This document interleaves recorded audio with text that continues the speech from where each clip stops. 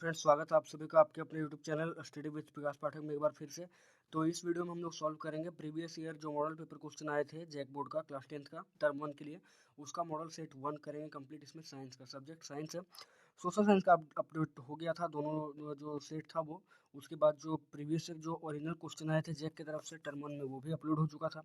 तो इस वीडियो में हम लोग साइंस का अपलोड करने वाले हैं, मतलब साइंस का वीडियो देखने वाले हैं। सेट 1 रहेगा, मॉडल सेट 1। और आगे आने वाले वीडियो में आपको सारे सब्जेक्ट का सेट 1 2 3 4 और जो 5 सेट आए थे, पाँच सेट पिछले साल आए थे, सारे का आपको दिया जाएगा वीडियो। ठीक है, तो चलिए स्टार्ट करते हैं। ये सब्जेक्ट है साइंस का। तो इसमें पहला क्वेश्चन जो है वो क्या है कि दाढ़ी बनाने में किस प्रकार के दर्पण का उपयोग किया जाता है। तो दाढ़ी बनाने में हम लोग अवतल दर्पण का उपयोग करते हैं। ठीक है, दाढ़ी बनाने में अवतल दर्पण का उपयोग करते हैं ताकि जो है वस्तु का जो प्रतिबिंब है वो बड़ा बने और आभासी बने, यानी वास्तविक बने। ठीक है, वास्तविक। तो अवतल दर्पण में क्या होता है कि वस्तु का प्रतिबिंब जो होता है वो वास्तविक बनता है और वस्तु से बड़ा दिखता है प्रतिबिंब। ठीक है, तो बड़ा दिखने के लिए इसमें अवतल दर्पण का उपयोग करते हैं दाढ़ी बनाने में। सेकंड क्वेश्चन है गोलीय दर्पण में फोकस दूरी एवं वक्रता त्रिज्या के बीच क्या संबंध है। तो फोकस दूरी जो होता है ना, एफ बराबर होता है r/2। ठीक है, या तो फिर r बराबर आप कर सकते हैं 2/f, ऐसे होता है। तो यहाँ पर जो ऑप्शन दिया गया उसमें दिया गया f बराबर r/2, तो आपका ऑप्शन नंबर 2 बिल्कुल करेक्ट होगा, यानी बी नंबर। थर्ड है प्रकाश के अपवर्तन की क्रिया में कौन सी भौतिक राशि अपरिवर्तित होती है। तो प्रकाश का अपवर्तन किस प्रकार होता है इसको आप लोग जान लें। तो मान के चलिए ये अपवर्तक सतह होता है और एक माध्यम इधर है, यहाँ से कोई प्रकाश आती है तो उसको गुजरना चाहिए ऐसे करके। ठीक है, लेकिन वो इधर ना गुजर के सीधे अभिलंब से दूर या अभिलंब से दूर या अभिलंब के सामने मुड़ जाती है। ठीक है, इधर ना मुड़ के वो या तो इधर मुड़ जाती है या तो फिर इधर मुड़ जाती है, ऐसे करके। तो प्रकाश इसका जो पथ होता है ना वो विचलित हो जाता है। ठीक है, तो इसमें क्या क्या चीज़ जो होता है वो अपरिवर्तित होती है, अपरिवर्तित। ठीक है, तो यहाँ पर अपरिवर्तित पूछा है, तो क्या होगा कि आवृत्ति जो है ना वो अपरिवर्तित होती है। आवृत्ति जो है वो नहीं बदलती, बाकी सारा चीज़ इसमें चेंज हो जाता है। जैसे वेग भी चेंज होता है, तरंग दैर्ध्य भी चेंज होता है, लेकिन आवृत्ति जो है वो चेंज नहीं होती है। 3 का हो जाएगा क। चौथा है अवतल दर्पण से परावर्तन के बाद, अवतल दर्पण से परावर्तन के बाद मतलब अवतल दर्पण जो होता है उससे परावर्तन के बाद किरण जो होती है वो कहाँ से गुजरती है। ठीक है, तो मान के चलिए यहाँ पर मैं एक अवतल दर्पण बना लेता हूँ। देखिए, पूरा एक्सप्लेन के साथ आपको पढ़ा रहा हूँ ताकि कोई दिक्कत ना हो एग्जाम में, और सभी प्रकार जितने भी क्वेश्चन आए उसको आराम से आप सॉल्व कर सकते हैं। तो सपोज कि आपने एक अवतल दर्पण बनाया। ठीक है, ये आपका रैखिक सतह हुआ और यहाँ से एक किरण जा रहा है जिसको मुखस बोलते हैं। यहाँ पर पी हुआ, ठीक है, और यहाँ पर हम लोग वक्रता किरण मानते हैं और यहाँ पर एफ हुआ। ठीक है, तो कोई भी किरण जब दर्पण से परावर्तन मतलब सीधा जब जाती है ना, तो दर्पण से परावर्तन के बाद वो कहाँ गुजरती है, तो सीधा एफ से गुजरती है। ठीक है, और इधर से अगर कोई किरण जाएगी वो भी एफ से गुजरेगी। तो ये परावर्तन का मतलब गोलीय दर्पण के परावर्तन के 4 नियम होते हैं, उससे रिलेटेड थे। तो क्या हो जाएगा आंसर यहाँ पर, तो आंसर हो जाएगा परावर्तन के बाद एफ से गुजरता है। आगे किस दर्पण से वस्तु को कहीं भी रखने से वस्तु के बराबर आकार का सीधा प्रतिबिंब बनता है, बराबर आकार का सीधा प्रतिबिंब बनता है। ठीक है, तो अगर सिर्फ बराबर आकार का बोलता तो समतल और उत्तल दोनों होता है, लेकिन बराबर आकार का सीधा बोला है तो समतल हो जाएगा, क्योंकि समतल में हमेशा सीधा प्रतिबिंब बनता है। आगे प्रकाश के अपवर्तन के कितने नियम होते हैं, तो प्रकाश के अपवर्तन के 2 नियम होते हैं। ठीक है, एक नियम जो स्नेल का नियम बोलते हैं जिसमें साइन आई बटे साइन आर होता है, और पहला जो होता है उसमें होता है कि अपवर्तक सतह में ही सारा काम होता है। जैसे कि आपतित किरण, आपतन बिंदु और आपतन बिंदु पर डाला गया अभिलंब और अपवर्तक सतह सारे एक ही तल पर होता है, ये होता है उसका पहला नियम। तो 2 नियम हो जाएगा। हाँ, नेक्स्ट क्वेश्चन आपका है 7 नंबर। 7 नंबर जो है न्यूमेरिकल से रिलेटेड है, इसको देखते हैं यहाँ पर। तो इसको यहाँ पर ऐसे सॉल्व कर देते हैं दोस्तों। ठीक है, जूम करके इसको सॉल्व करेंगे। तो बोला किसी गोलीय दर्पण की वक्रता त्रिज्या 50 सेंटीमीटर। मान के चलिए कोई गोलीय दर्पण है, उसका वक्रता त्रिज्या को हम आर से दिखाते हैं तो 50 सेंटीमीटर। ठीक है, तो इसकी फोकस दूरी, तो फोकस दूरी एफ हमको दिखाना है। तो एफ बराबर क्या होता है, r/2 होता है। तो यहाँ पर हो जाएगा 25/2 यानी 50/2 यानी 25। ठीक है, तो 25 सेंटीमीटर बिल्कुल करेक्ट होगा यहाँ पर ऑप्शन। ठीक है, तो ऑप्शन नंबर आपका सी बिल्कुल करेक्ट है। और आगे पूछा है 1 मीटर फोकस दूरी वाले उत्तल लेंस की क्षमता। 1 मीटर फोकस दूरी वाले उत्तल लेंस की कोई क्षमता होती है। ठीक है, क्या होती है उसको देखते हैं। तो फोकल क्षमता पूछा, मतलब पी पूछा है। ठीक है, तो पी बराबर होता है फॉर्मूला 1/f और एफ बराबर होता है 1/p।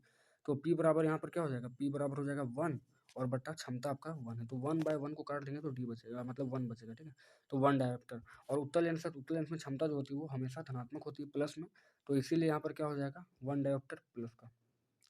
आगे किसी उत्तल लेंस की फोकस दूरी, तो उत्तल लेंस की क्षमता जो होती है ना, क्षमता अगर प्लस पे है तो फोकस दूरी भी प्लस पर होगी। मतलब अगर प्लस फोकस दूरी प्लस पे तो तो क्षमता भी प्लस पर। ठीक है, तो उत्तल दर्पण में फोकस की दूरी जो होती है वो हमेशा प्लस पर होती है।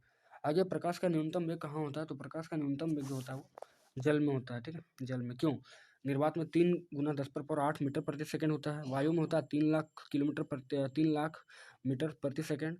कांच में जो होता है वो होता है 2,25,000 और जल में 2 लाख मीटर प्रति सेकंड होता है प्रकाश की चाल। तो जल में सबसे ज़्यादा कम होती है और सबसे अधिक निर्वात में।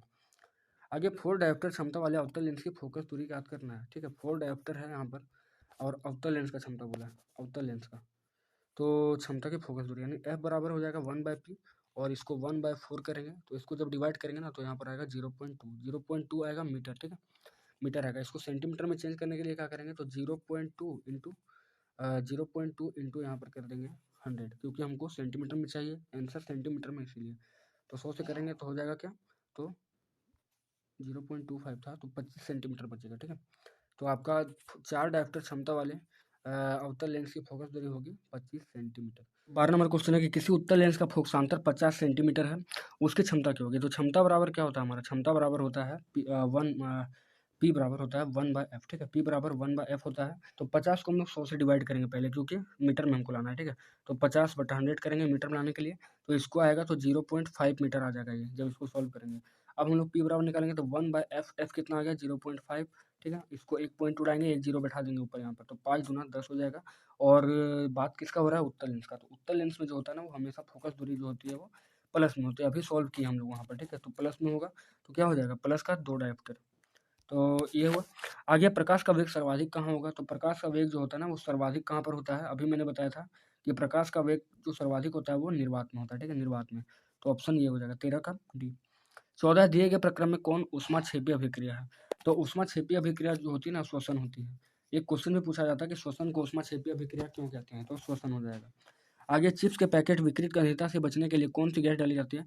तो चिप्स का पैकेट दोस्तों जो हम लोग खाते हैं, चिप्स कुरकुरे लेज या फिर बिंगो टेढ़े मेढ़े खाते हैं तो उसमें गैस होता है। क्या बात कर रहे हैं सर आप, तो गैस होता है, रियली उसमें गैस होता है। तो कौन से गैस को डाला जाता है, नाइट्रोजन गैस को, ताकि वो ऑक्सीजन से संपर्क में आकर विकृत गंधित ना हो जाए, इसके लिए।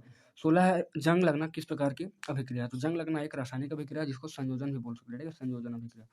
आगे है दिए गए अभिक्रिया में किस पदार्थ का उपचयन हो रहा है, मतलब कौन से पदार्थ यहाँ पर हट रहा है। ठीक है, तो देखिए यहाँ पर ZnO+C और इधर से एक एरो दिया गया, मतलब ये उत्पाद है और ये अभिकारक है और ये उत्पाद है। ठीक है, तो Zn+CO। तो यहाँ पर देखते कि O के पास क्या मिल रहा है, O के पास जाकर C मिल जा रहा है। ठीक है, तो C का क्या हो रहा है, यहाँ पर C का उपचयन हो जा रहा है। ठीक है, C का उपचयन, तो क्या हो जाएगा 17 का B।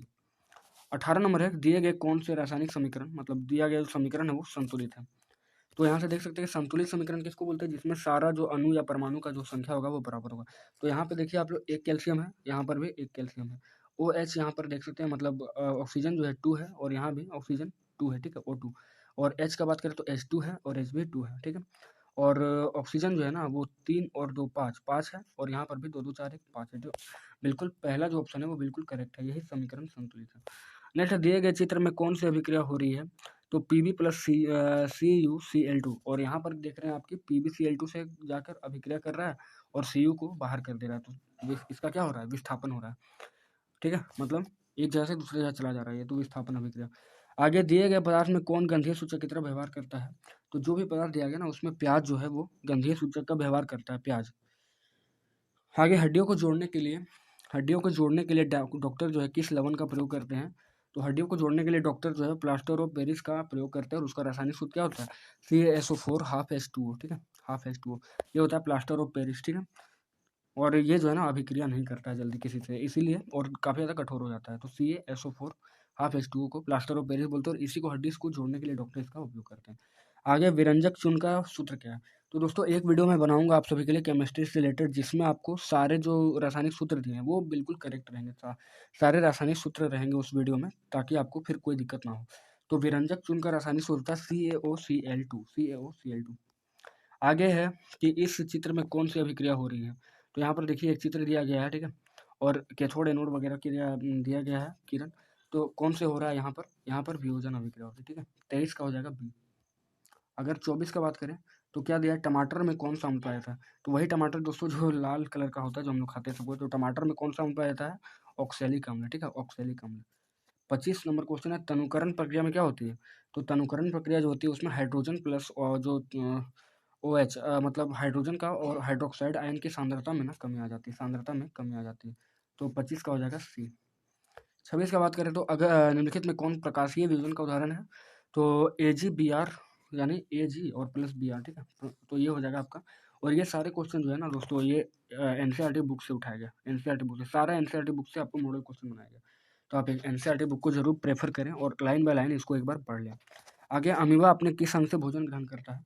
तो अमीबा जो है ना वो कुटपाथ के माध्यम से ग्रहण करता है। मान के चलिए अमीबा का कोई आकार नहीं होता है, जब वो खाना यहाँ देखता है तो अपने इधर के कुटपाथ को खोल देता है, ठीक है, खोल देता है और गैप हो जाता है, इसके बीच से वो खाना निकाल लेता है अपना, और यहाँ से फिर इसका उत्सर्जन कुटपाथ के माध्यम से करता है। नेक्स्ट है 28 में, पाचन क्रिया में वसा का इमल्सीकरण कौन करता है? तो जब पाचन क्रिया होती है तो वसा का इमल्सीकरण जो होता है वो पित्त करता है, पित्त। तो 28 का हो जाएगा डी। 29 है, निम्नलिखित में से किस जीव में स्वपोषी पोषण होता है? स्वपोषी पोषण, तो अमरबेल तो एक भक्षी पौधा, उसमें नहीं होता, कवक में नहीं होता, अमीबा में नहीं होता, तो आम में होता है, ठीक है, क्योंकि आम एक पौधा है, उसमें स्वपोषण होता है। आगे, मानव हृदय में कितने कोष्ठ होते हैं? तो 4। मानव हृदय में जो है वो 4 कोष्ठ होते हैं, 4 कोष्ठ, ठीक है। तो हो जाएगा आपका 30 का चौथा। 31 है, श्वसन वर्णक किसे कहते हैं? श्वसन वर्णक जो है ना वो क्लोरोफिल को कहते हैं, क्लोरोफिल को श्वसन वर्णक कहा जाता है। आगे, उत्सर्जन तंत्र की क्रियात्मक इकाई क्या होती है? तो वृक्काणु या नेफ्रॉन, ठीक है। अगर आपको नेफ्रॉन दे देगा यहाँ पर तो नेफ्रॉन भी आपका बिल्कुल करेक्ट होगा, क्योंकि उत्सर्जन तंत्र, ठीक है।